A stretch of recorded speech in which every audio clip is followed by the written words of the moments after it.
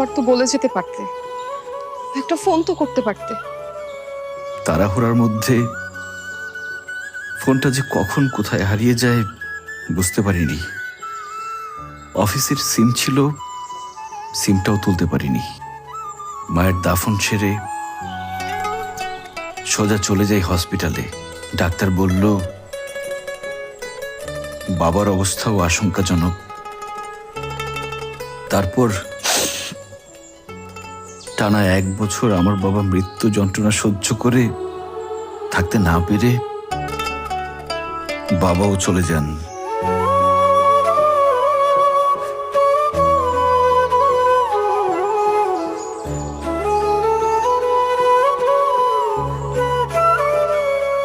গ্রামের পাট চুকিয়ে আমি শহরে সেটেল হই। গ্রামে কিছুদিন এটা সেটা করার পর আমি শহরে এসে এই ইভেন্ট অর্গানাইজেশনটা স্টার্ট করি।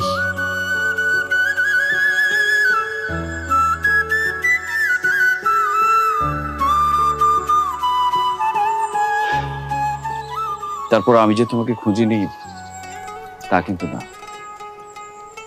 জান্নাতে গিয়েছিলাম একবার, তারা বলল তোমরা তোমাদের ঠিকানা চেঞ্জ করেছো। নতুন ঠিকানা কেউ বলতে পারলো না।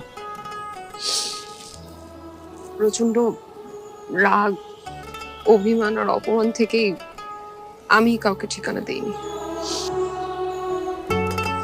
এসব কি হয়ে গেল পাখি?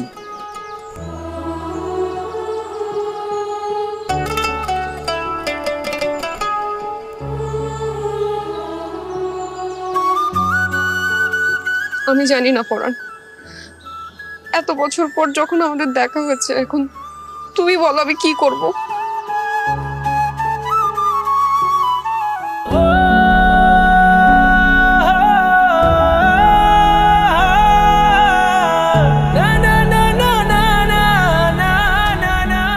পরাণ, আমি জানি না তুমি কিভাবে কি করবে, কিন্তু তুমি আমাকে এখান থেকে নিয়ে যাও। তোমাকে ছাড়া আমি বাঁচবো না। আজকে তোমার গায়ে হলুদ, কালকে বিয়ে, আমি এখন কিভাবে কি করব? পরাণ, আমার আর কিছু চাই না, আমি শুধু তোমাকে চাই। পরাণকে চাই, তুমি কিছু একটা করো তুমি বলো আমি কিভাবে কি করব? প্লিজ।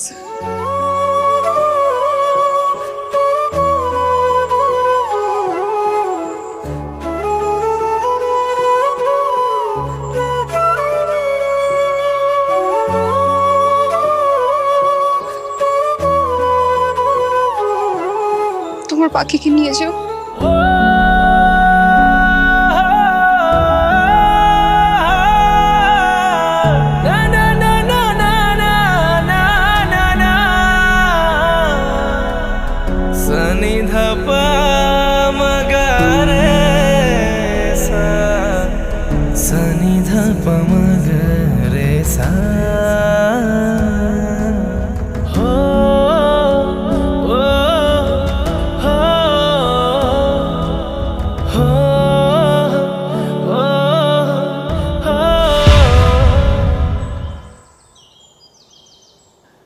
স্যার, আর ইউ ওকে?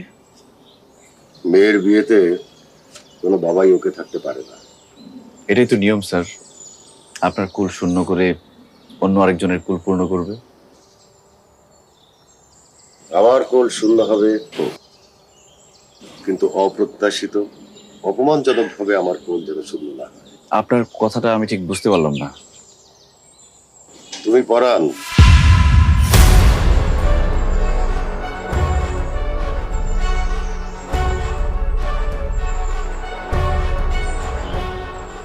তোমার সঙ্গে আমার 5 বছর আগে দেখা হওয়ার কথা ছিল, সেটা যেহেতু হয়নি, আমি আর নতুন করে তোমার সঙ্গে পরিচিত হতে চাইছি। বাস্তবতার দায়ভার কি শুধু আমি একাই নিব? আপনারা কি কিছুই নেবেন না? আমি এখন আমার বাস্তবতায় দাঁড়িয়ে আছি।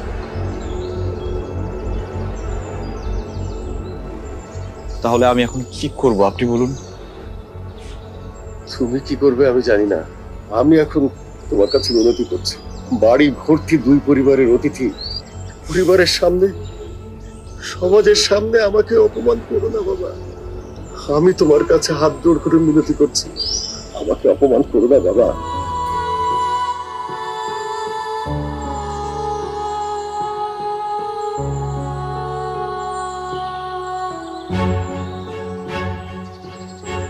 পরাণের কাছে পাখি ছাড়া আর কিছুই নেই, ওটুকু কেড়ে নিবেন? এইটুকুর মধ্যেই তো আমার মান সম্মান সবকিছু জড়িয়ে আছে, সবকিছুই এখন তোমার হাতে বাবা। আমি তোমার কাছে ক্ষমা চাচ্ছি। কিন্তু পাখি, পাখি তো সেটা মেনে নেবে না। কি করে মানাবে সেটা তোমার ব্যাপার। আমি তোমার কাছে আমার মেয়েকে ভিক্ষা চাইছি বাবা, ভিক্ষা চাইছি।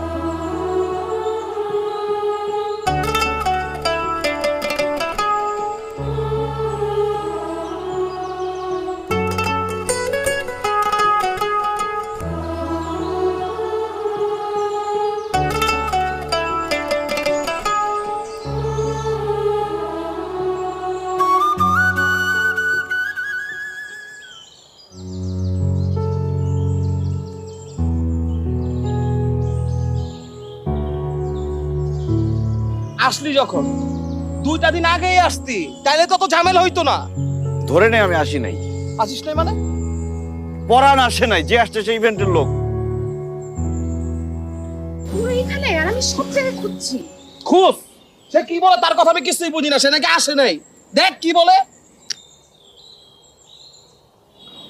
আচ্ছা আসল কথায় আসি। বলো। বাড়ির সবাই হই হুল্লোড় করে ভোর রাতে ক্লান্ত হয়ে যাবে। আমাদের বাড়ির পিছনে একটা গলি আছে, তুমি একদম আজানের আগে সেখানে দাঁড়িয়ে থাকবে, আমি চলে আসবো। পালিয়ে যাব?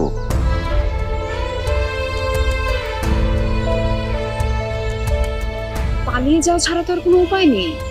তোমাকে আমাকে তো কেউ নশা সাজিয়ে দেবে না। পাখি, আমারও তো ইচ্ছে করে তোমাকে নিয়ে অনেক দূরে কোথাও চলে যেতে, জনম জনম সেখানে থাকতে। তো চলো আমরা দূরে কোথাও চলে যাব, কয়দিন পরে সবকিছু যখন ঠিক হয়ে যাবে তখন ফিরে আসবো। সবকিছু ঠিক হয় না পাখি। ঠিক না হলেও আমার কিচ্ছু লাগবে না, আমার এইসব কোনো কিছুর দরকার নেই, কাউকে দরকার নেই। আমি শুধু তোমাকে চাই পড়ার। এতদিন পর তোমাকে আমি পেয়েছি, তোমাকে আমি হারাতে চাই না।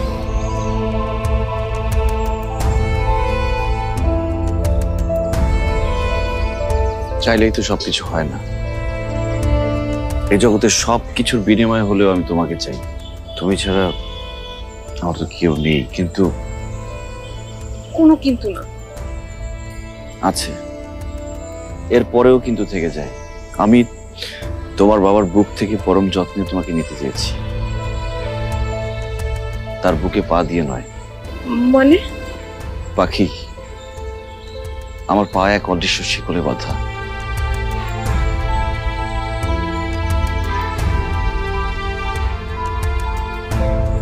সেই শিকল ভাঙার ক্ষমতা আমার নেই। তুমি আমার হৃদয়ে আছো, ভাগ্যে নেই। তুমি আমাকে মৃতের কাতারে রেখে দিও।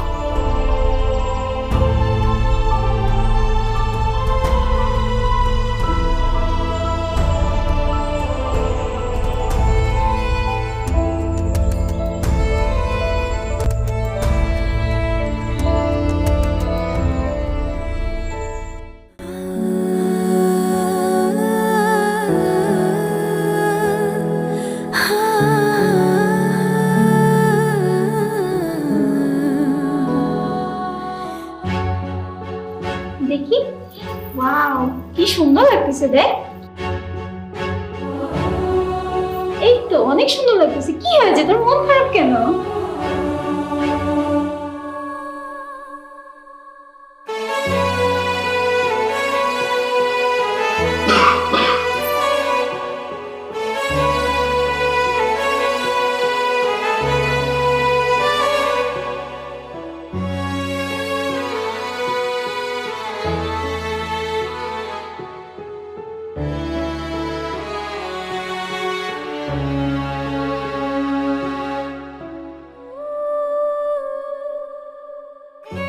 বাবা,